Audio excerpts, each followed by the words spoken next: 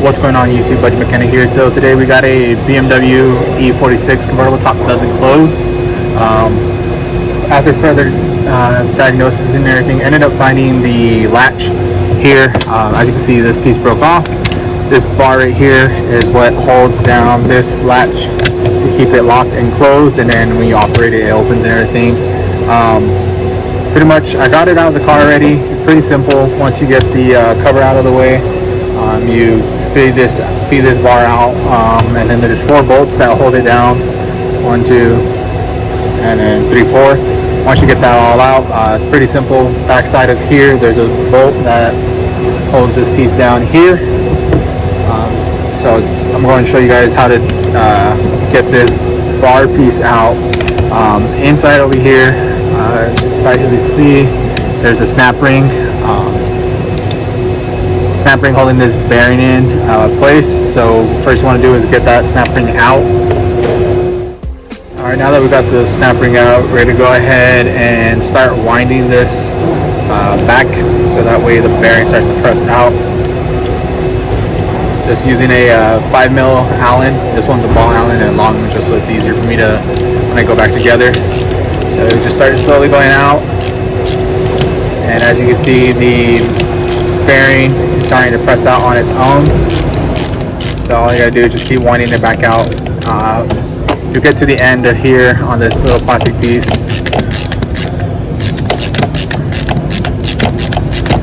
Using a ratchet just because I don't want to, try to spin it too fast and then get the bearing all jacked up or anything. But pretty much just gonna keep doing this until it comes out. As you see, bearing's out. So now it's starting to guide out of this back piece, the plastic piece that was inside. So what I'm gonna do is go ahead and stop and just do this the rest of the way by hand. That wrong way.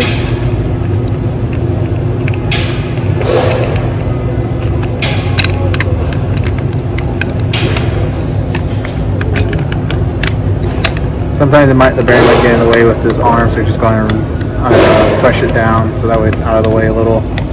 Helps you rotate this guy and get more room. And I'm pretty sure I'm going the right way still.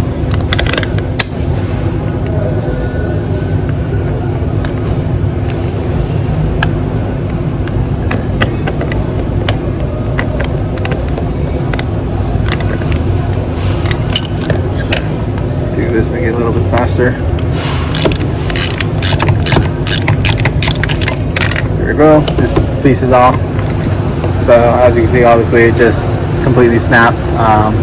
Probably somebody was trying to continually latch it down or try to wind it back by itself. It does look like they went to some aftermarket shop to do some kind of speakers. So they might have messed with stuff. I'm not 100% sure. Can't fully see, but there is a bunch of stuff that is being caused because of it. So what we're going to do now, get rid of that old piece, got our new piece. Pretty much all it's going to do is it's going to run, this bar is going to sit here. So I'm going to do is make sure that's there. Oh, and real quick, inside there's this little plastic piece. Keep that inside, make sure it stays inside when you do this.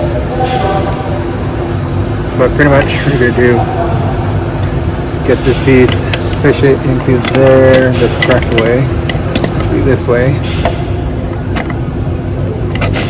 Now that's ran in there. I'm going to push this shaft back out a little and then get that lined up.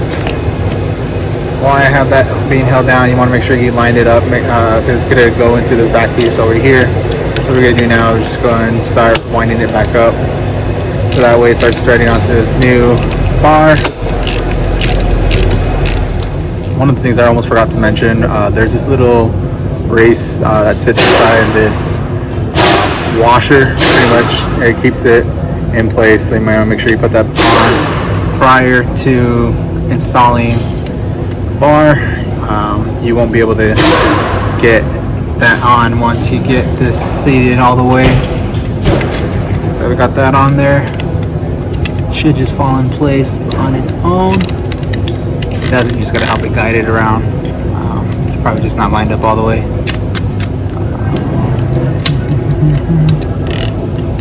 Get this bar out of the way for right now. Okay, so that's lined up correctly now. So now we can go ahead and get that bar back in. The reason why I'm using the ratchet is because inside this plastic piece, it is threaded, so I don't want to strip any of those threads inside, especially because if I do, it's going to cause issues when going back together, but also when the car is actuating the motor itself.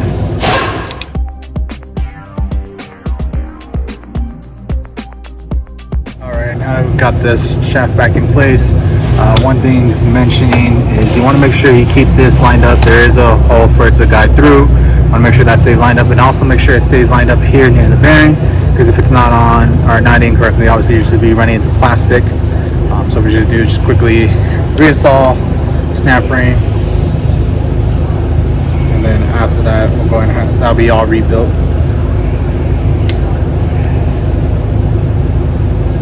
Alrighty, now we got that snap ring back in there. Obviously you make sure it just sits back in the grooves that it's supposed to be, and then I like to just wind it back and forth just to make sure it does move as it's supposed to. There is another piece I'm gonna go and grab right now that bolts here that holds this side for it to slide across on the back side. That's pretty much it.